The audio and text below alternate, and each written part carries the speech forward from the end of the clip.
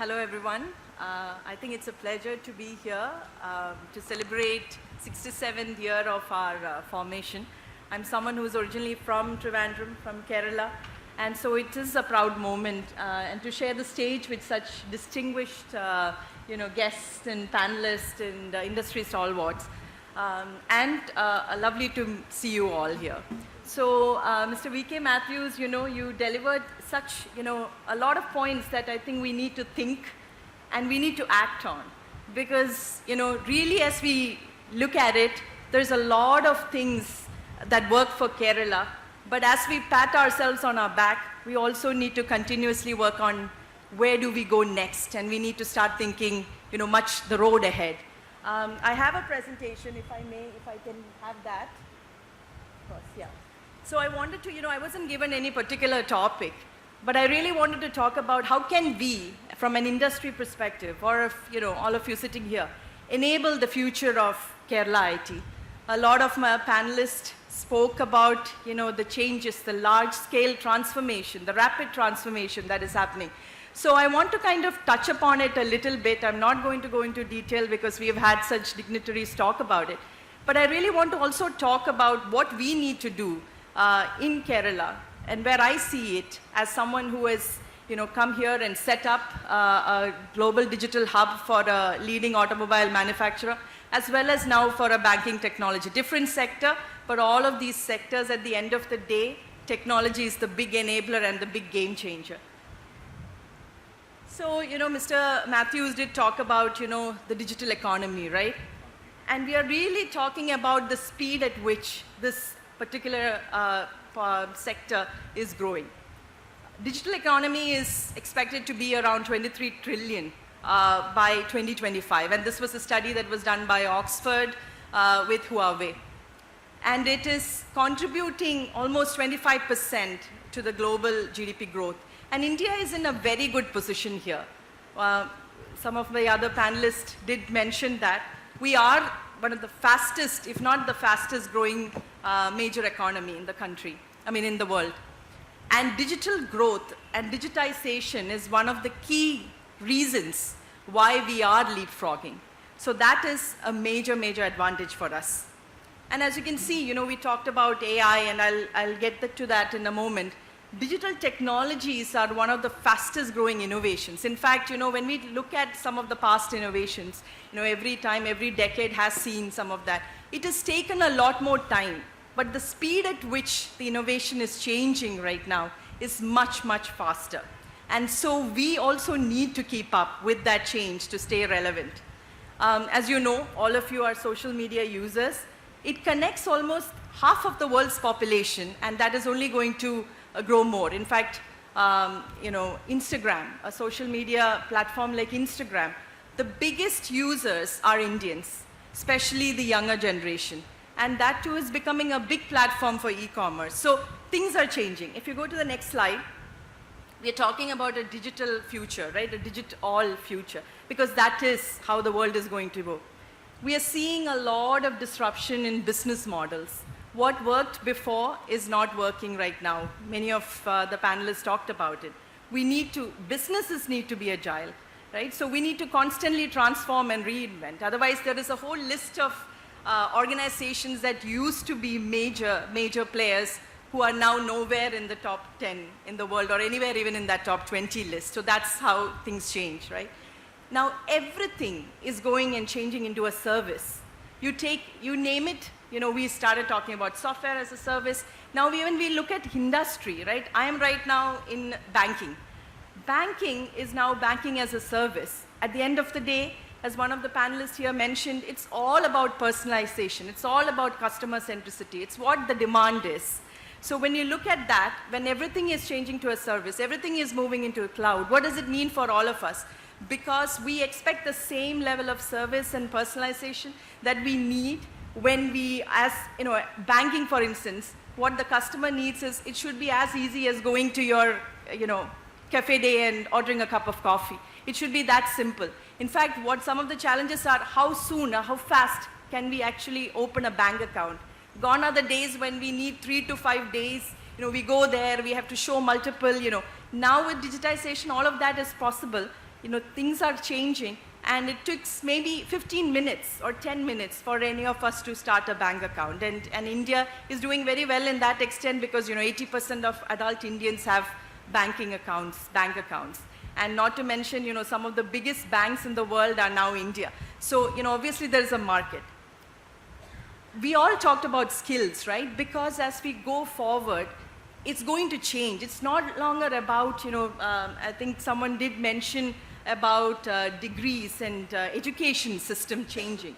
It is changing, right? Because it is all going to be skill-based, because it needs to change rapidly. So, you may have an engineering degree, you may have, different kinds of degree depending on which sector you are from. But what we also look at is, are you equipped in the latest skills that we want?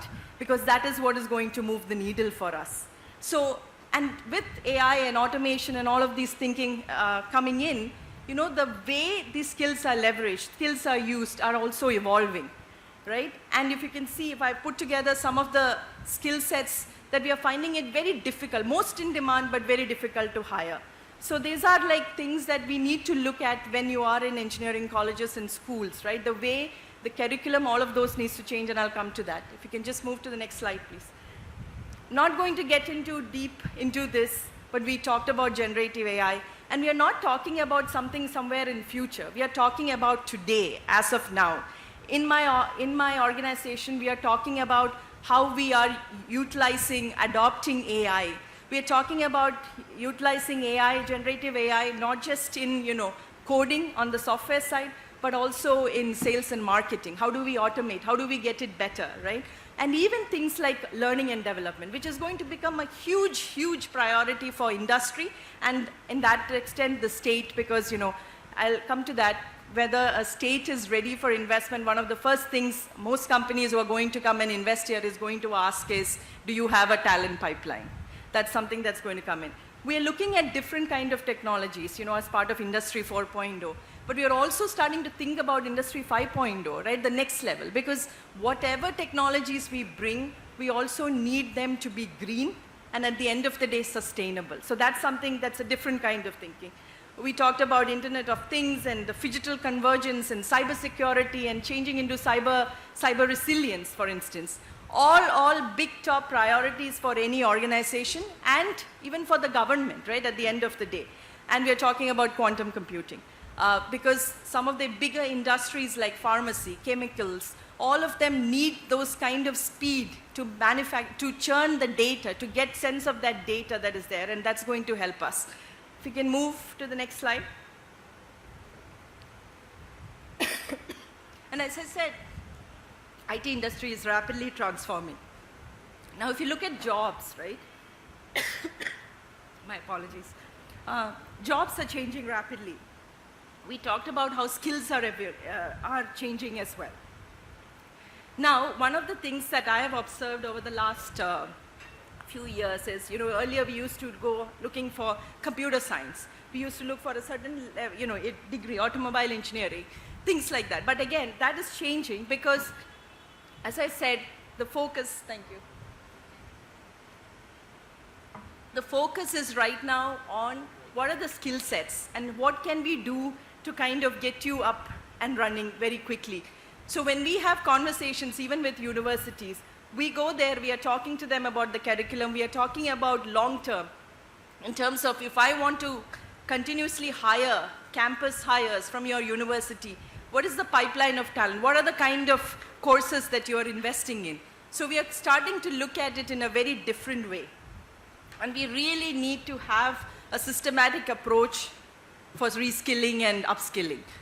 I know Kerala government is doing a lot of initiatives, and government of India as well, because at the end of the day, organizations like NASSCOM is working with the government, both state and central, and others are doing their part. But the point is, we need to do a lot more. We need to bring the industry in. So we need to look at what are the kind of skill sets, and we can't be looking for just at this moment. We need to look at it a little bit more long term. So whatever we plan, we need to look at short term, medium term, and long term. And I think something that is always, I find it a little challenging when when I've worked in government as well, is that when we think about it, we sometimes are very reactive. So we are already behind when we start thinking about it. We need to start thinking much ahead in the future. What is next? 5 years from now, 10 years from now? How are we changing the way we do it, right? And even education system that way. As Mr. Shibilal rightly said, it needs to start from much, much way before university, because by the time you come into university, the way you think, everything is already set, and it's too late in some ways, right? So we need to start encouraging people to ask questions. I have noticed something, you know, because Kerala, there is no dearth of talent. I'm someone who believes that I think the quality of talent here is good. But I've also observed that when we hire, and when I was in Nissan, this has happened, it's still happening in my current organization. We hire some of the best campus hires. We bring in and we put them there and they start working. But the point is, most of us right now require talent that are completely, you know, job ready. Because in 2 days, you may be engaging already with clients. You may be traveling to another, you know, part of the world. You need to start speaking. I find that somewhere we are, unfortunately, a little more reluctant when it comes to investing in our softer skills, like communication, some of the other overall development. But that is as important as the core skills or the technology skills, which we have. But I see that after 3 months or 6 months of the organization putting in a lot of effort into training them, they are on par, even if not better. But that kind of gap is something that, you know, prevents some of us, when we look at it, from hiring just purely from the local campuses. Because we say we want, and one thing is, of course, we want diversity, but we also need job-ready, employable talent, and I'll come to that. And our employees themselves, right? Like, we can put out whole sorts of learning and development programs. And as someone said, it's so easy right now to get certified, right? You just join Coursera, Udemy. There are so many platforms. You can, if you have an interest, you can get into that. But the point is, the employees also, or the people, the folks sitting here, students like you, also need that mindset, that willingness to say, you know, I need to constantly revolve. And it's not just all of you, because in my organization or any organization, I can say that if the leaders themselves don't keep abreast with the changing trends, we are not able to do our job well. And some of the things that we have done to keep that going is also to introduce something like a reverse mentoring, because that's something, you know, where, you know, youngsters, they are exposed these days. You know, most of the Generation C are digital natives, very exposed, probably, you know, play around with a lot of code in their free time. So we like to hear them. That's reverse mentoring. But we need to think more creatively, more differently as we go ahead, right? And within digital transformation, there is no more really silos even between engineering. Because even if I hire from a mechanical engineer, if I am hiring for a mechanical engineer or automobile engineering, they are going to work on a car that has underlying a technology, right? It's software on wheels. So at the end of the day, you can be any stream of engineering, but you really need to also have some of those core skill sets, right? And the global pandemic, as you know, has changed, has been a game changer. And the adoption of skill sets and the adoption of new digital skills has become much more rapid. Can we, yeah. Now coming to Kerala, right? So, you know, when I look at it, in 2018 when Nissan came, we looked at one of the things that that we were considering. One of the things was, of course, talent. Is there a healthy talent pipeline? Because it's not just about hiring for the now. It's about hiring for the future, and that's what is important, right? So Kerala played relatively okay, but still I think what has happened since then is there has been a lot more conversations happening with our universities here, and the government did roll out a red carpet. You know, I mean, they did all things possible for us to come in and do well here. But the point is, we need to work. There's a lot of things that have happened since 2018 that I can see, but there needs to be further, a lot more closer working with industry to kind of understand and go forward. We have around 250,000 IT professionals, right? We are doing very well from a gender diverse perspective, because I think in Kerala, we are around almost 45 to 50% of this population of this IT is women. So that's a great thing to have. We have a very good, healthy ecosystem in startup. In fact, the IT secretary was mentioning about it being one of the top, world's top startup missions. And I think it's fantastic, the kind of work that they're doing. There is a program, there's an event that is coming up called Huddle, where they're bringing in top coders. I think the way that we are starting to think and work on a real life problem, right? These are the ways I think it is going to encourage people to think differently and build those kind of skill sets that companies are looking for. One of the things we have always looked at is, while it's great to be an entrepreneur and you know how tough that world is, almost 80% of those entrepreneurs might not quite reach where they want to go. But again, even if they fail, they come with like excellent skill sets, right? Especially if you're building products. I have said that we should be looking at those failed startups sometimes, because if people want a gap between them going and building something else net new, but they want a little break and come into the corporate world, you can get excellent talent there as well, especially for product companies like us who are looking at, talent who will think and be entrepreneurial as you go ahead. Thiruvananthapuram and Kochi in particular are being considered as tier 2 cities, right? Because of a whole lot of reasons. One of the reasons that we picked, when I was at Nissan, we picked Kerala was because of the commute, things like what does it make it easy for the employee not to have to travel great distances stuck in traffic, the social infrastructure maybe, the lack of pollution and all of that. While that is also good, the social infrastructure piece was a big gap that we need to, and I think more things are changing right now. But when you're looking at investments, bringing in big players to invest here, these are things that are important, right? The infrastructure is not just your IT parks and your IT space, but as Mr. Matthews said, is that a great place to live and work? And not just for the employee alone, but for the family of that employee. So we need to start thinking very differently. At the end of the day, Kerala has a lot of things to be proud of as well, because recently, the first innovation center for graphene, now that is something where we are getting a little ahead of the curve. And we need to think that, right? We need to do that. We need to think much beyond from where we are looking at. We need to have that long vision lens to see what next. If you go to the next slide, I talked about talent. Most of you know this. But what I want you to focus on is the third column.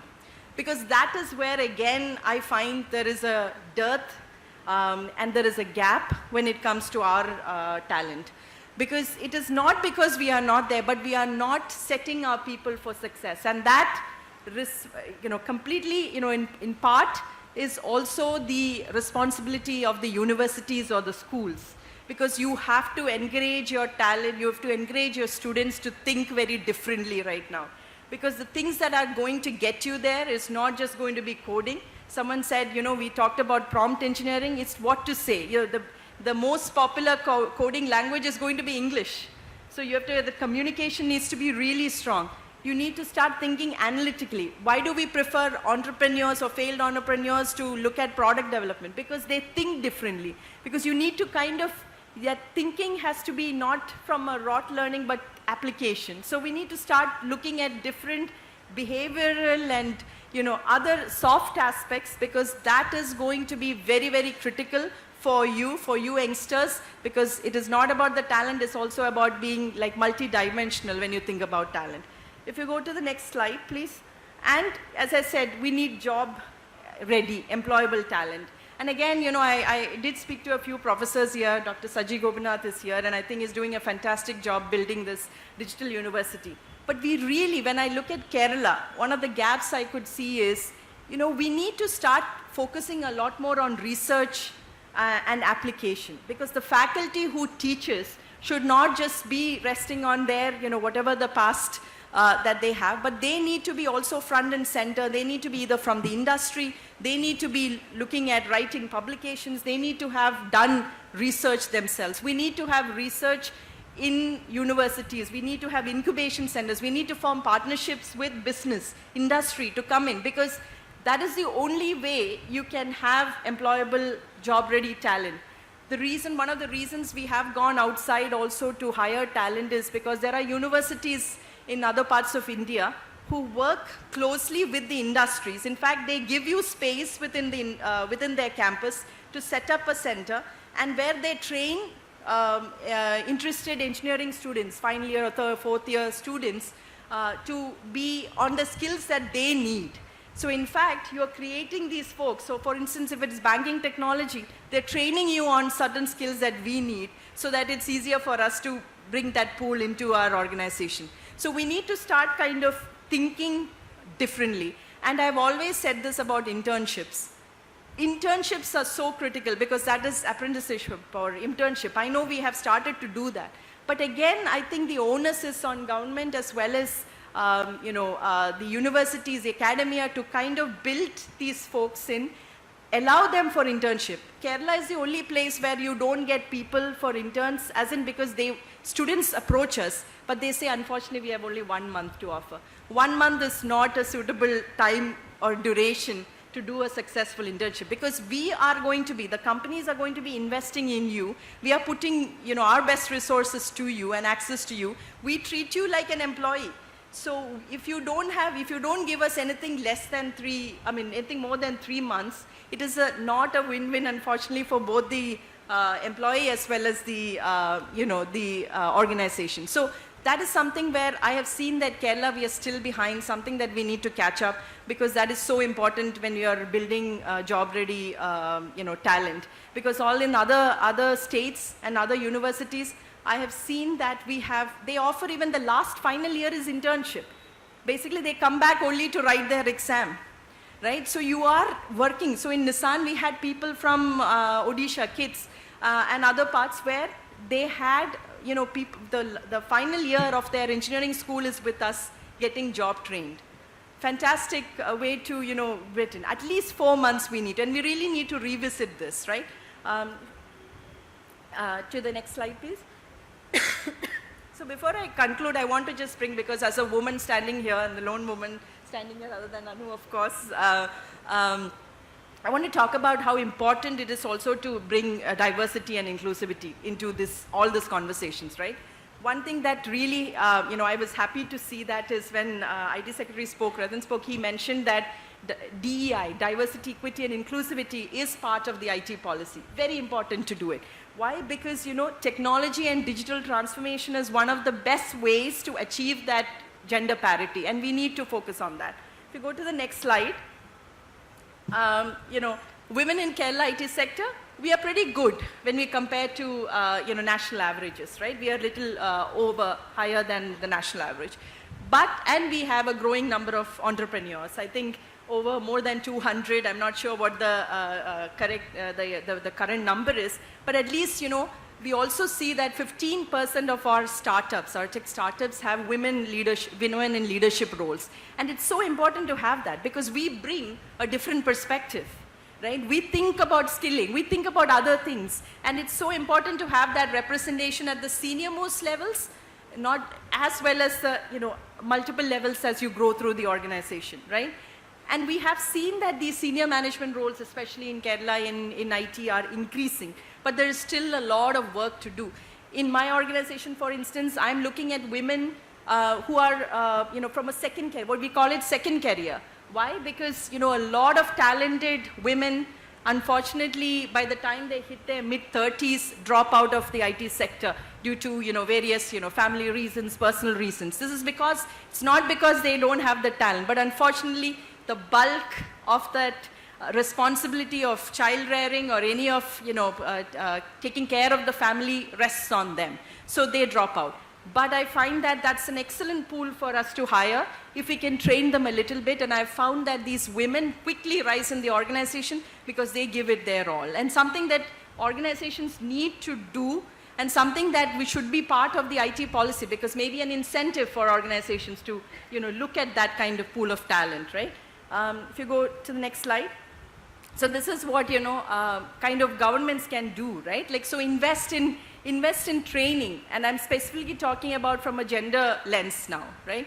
Invest in skill training for, entrepreneurs, whether they are women or, second career women who have taken a gap in their work life to get back into the mainstream corporate world, right? You give more funding and investment into women-owned businesses, right? You need to kind of, look at, when we talked about AI, while AI is great, it's going to bring in major productivity gains, going to contribute to GDP, there is also that inherent bias that comes with it. One of the things, the reason why AI should be regulated to a certain level is because that we need to make sure that there are no biases against women, because there has been multiple programs that have proven that when the AI selects, you kind of leave out some of these women gender or women entrepreneurs so that's something that we need to look at, right? And of course, access to finance and all that, which banks are getting to. And finally, if you can just go to the last slide.